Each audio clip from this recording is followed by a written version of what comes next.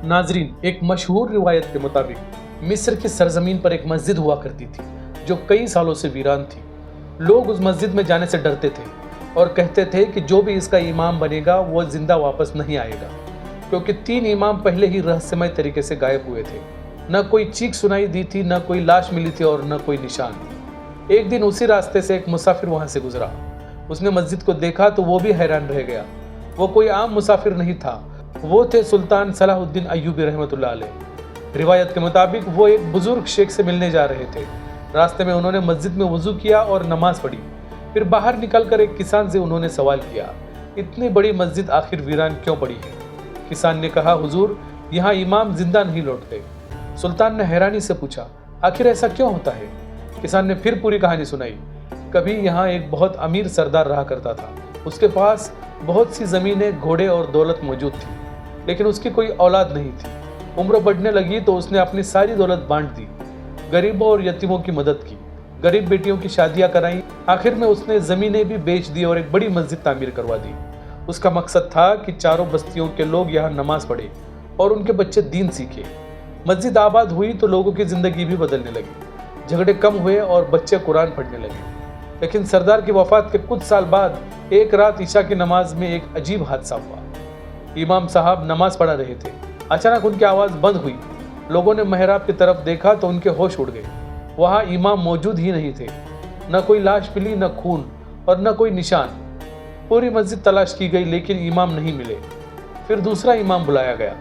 कुछ दिन सब ठीक रहा, लेकिन ईशा की नमाज में वो भी अचानक गायब हो गए। तीसरा इमाम भी बहादुर थे। उन्होंने कहा, मौत अल्लाह के हाथ में है, मैं नहीं डरता। लेकिन कुछ दिनों बाद वो भी उसी तरह से गायब हो गए। अब पूरे इलाके में डर फैल गया। लोगों ने मस्जिद में जाना तक छोड़ दिया। धीरे धीरे मस्जिद वीरान हो गई। किसान की बात सुनकर सुल्तान गहरी सोच में पड़ गए। उन्होंने फैसला किया कि वो खुद इमामत करेंगे। किसान ने उन्हें बहुत समझाया, लेकिन सुल्तान नहीं माने।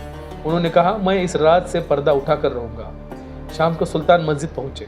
कुछ बुजुर्ग भी वहां आ गए। उन्होंने सुल्तान को समझाया, मगर वो अपने फैसले पर कायम रहे। उन्होंने मगरिब की नमाज पढ़ाई। फिर ईशा का वक्त भी आ गया। इस बार मस्जिद में बहुत सारे लोग नमाज पढ़ने जमा हुए। सबकी निगाहें सुल्तान पर थी। नमाज शुरू हुई और दूसरी रकात के दौरान अचानक मस्जिद में अंधेरा छा गया। दिए बुझ गए और लोग डर गए। कुछ देर बाद दिए जलाए गए, लेकिन मेहराब खाली था। लोग समझे सुल्तान भी गायब है। तभी अचानक जमीन हिलने लगी। मेहराब के नीचे एक छुपा हुआ दरवाजा दिखाई दिया। उसके नीचे एक गुप्त सुरंग थी। कुछ देर बाद उसी सुरंग से सुल्तान बाहर निकले, लेकिन उनके हाथ में एक आदमी भी मौजूद था। लोग ये देखकर हैरान रह गए। सुल्तान ने कहा, अब इस मस्जिद का राज खुल चुका है। उन्होंने बताया कि मस्जिद के नीचे एक गुप्त सुरंग थी। उस सुरंग में एक जासूस छिपा था। रिवायत के मुताबिक वह रेनाल्ड का जासूस था। उसका मकसद मस्जिद को हमेशा के लिए वीरान करना था। वो लोगों के दिलों में डर पैदा करना चाहता था। ईशा की नमाज के दौरान सुरंग से इमाम को नीचे खींच लिया जाता था, फिर जासूस उन्हें कत्ल कर देता। लोगों को लगता था कि इमाम रहस्यमय तरीके से गायब हुए, लेकिन सुल्तान पहले से इस खतरे के लिए तैयार थे। अंधेरा होते ही वो भी सुरंग में जा गिरे। जासूस ने उन पर हमला किया, मगर सुल्तान ने उसे काबू कर लिया। डर के मारे जासूस ने पूरा राज बता दिया। तब लोगों को पता चला कि ये कोई जिन का काम नहीं, बल्कि इंसानों की साजिश थी। बुजुर्गों ने सुल्तान से पूछा, आखिर आप कौन हैं? सुल्तान ने जवाब दिया, मैं सलाहुद्दीन अय्यूबी हूँ। यह सुनकर सब हैरान रह गए।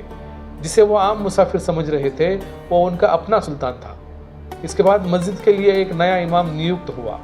धीरे धीरे मस्जिद फिर आबाद हुई। लोग दोबारा जमात में आने लगे। बच्चों ने फिर कुरान पढ़ना शुरू किया। नाजरीन, इस रिवायत से हमें एक सबक मिलता है। हर डर के पीछे की हकीकत हमेशा वैसी नहीं होती जैसी दिखाई देती है। अफवाह पर यकीन करने के बजाय तहकीकात करना ज़रूरी है और मुश्किल वक्त में हिम्मत नहीं हारनी चाहिए। अगर आपको ऐसे ही दिलचस्प रिवायतें पसंद आती हो तो वीडियो को लाइक ज़रूर करें और दीन वाइज चैनल को सब्सक्राइब करना बिल्कुल ना भूलें। अल्लाह हाफिज़।